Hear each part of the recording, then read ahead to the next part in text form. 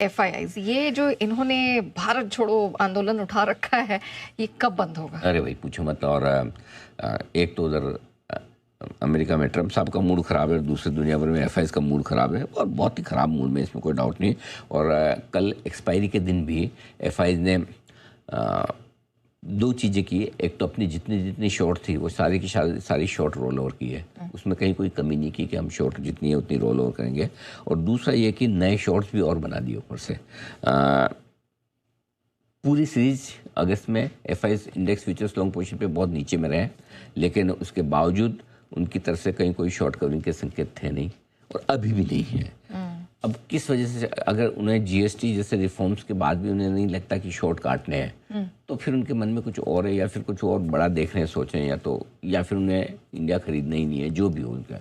So I think अगर short covering आएगी तो सिर्फ एक ही वजह से कि अगर ट्रम्प या अमेरिका के साथ हमारी कोई टैरिफ को लेकर ट्रेड डील हो जाए, वो एक ट्रिगर हो सकता है कि एफआईआई शॉर्ट कवरिंग काटे तो काटे, अदरवाइज तो मुझे नहीं लगता है कि वो काटने के मूड में है। हाँ, घरेलू फंड्स की तरफ से पूरा कमिटमेंट है, लगातार 8 महीने हो गए खरीदारी कर रहे हैं, करते जा रहे हैं। Thank you very much. खैर थैंक यू की बात भी क्या, पैसे भी तो हमारे ही हैं। तो हमारे घरेलू इन्वेस्टर्स को धन्यवाद देना चाहिए जिन्होंने कॉन्फिडेंस रखा है, भरोसा रखा है, जो लगातार बाजार में पैसा लगा रहे हैं। ठीक है सर, अब जिस तरह का ट्रेडिंग सेशन कल था, जैसी क्लोजिंग दिखी थी, कौन सा बड़ा सपोर्ट लेवल आप देख रहे हैं? 8 अगस्त वाला जो लो है, जहाँ से हमने एक रिकवरी देखी थी, वही बड़ा सपोर्ट लेवल है।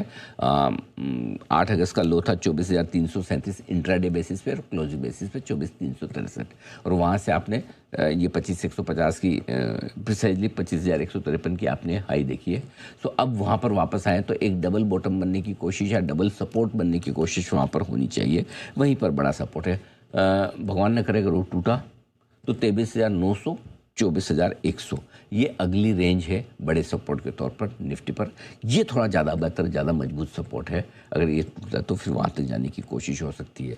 रिकवरी आई तो कितनी और कितनी टिकाऊ होगी, रिकवरी में क्या करना चाहिए, ये भी एक सवाल है लोगों के मन में। तो रिकवरी में 24,725 24,875 ये रेंज सबसे दो छोटे मोटे रुकावट के लेवल 24,600 700 की रेंज में।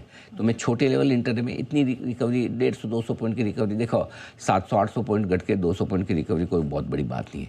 लेकिन बड़े लेवल कौन से हैं जिसको पार करने के बाद रिकवरी में दम दिखेगा, तो वो रेंज है ना 24,725 से 24,875 की है।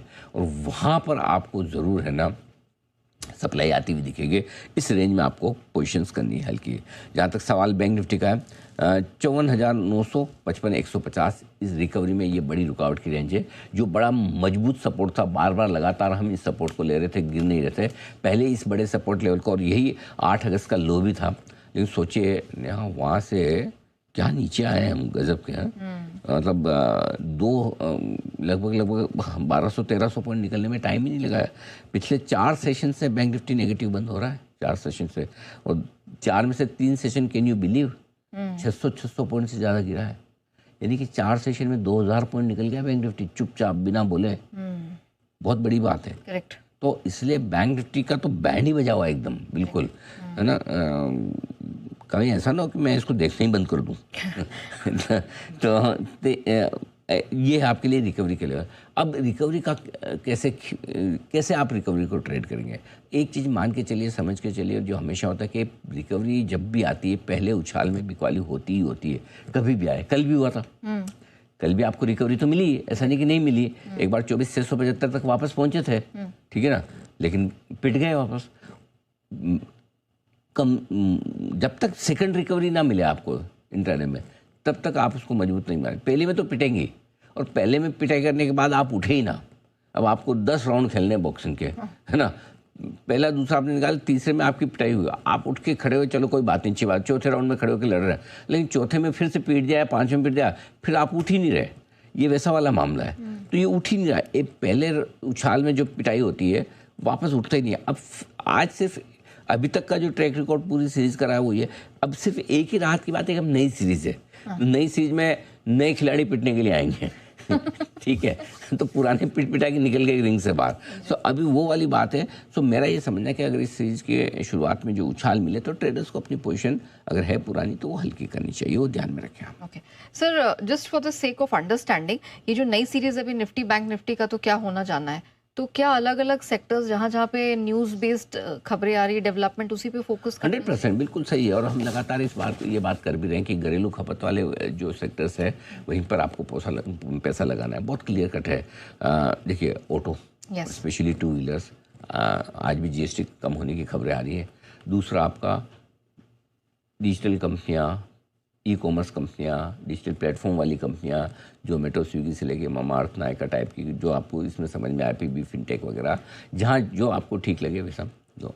तीसरा आपका सेक्टर हो गया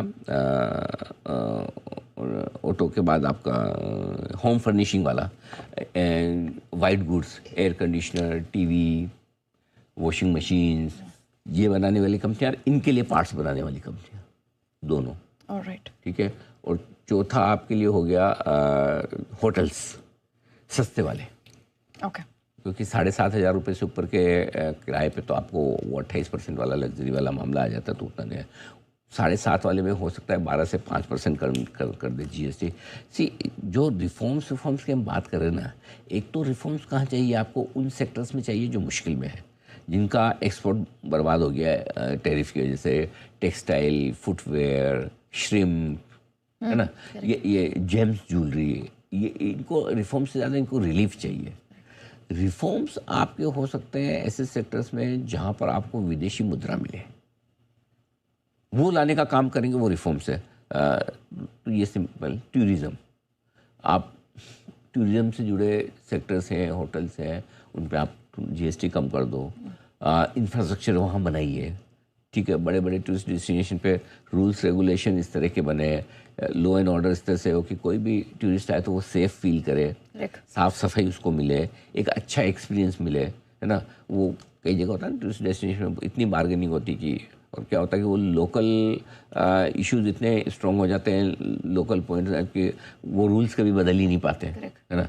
तो वो सारी चीज़ें, फॉर एग्जांपल मैं बताता हूँ, जैसे छोटी सी चीज़ है, नोट टू कंपेयर, बट जैसे आप गोवा जाएंगे तो गोवा में ओला उबर नहीं है, राइट, क्योंकि वहाँ के लोकल जो सारे टैक्सी मैन हैं वो हमेशा चाहते हैं कि वही चलाएं, तो चलाएं वो, लेकिन उसको आपको फ्रेंडली होना पड़ेगा। तो इस तरह की बहुत सारी चीज़ें देश भर में बदली जा सकती है, करेक्ट।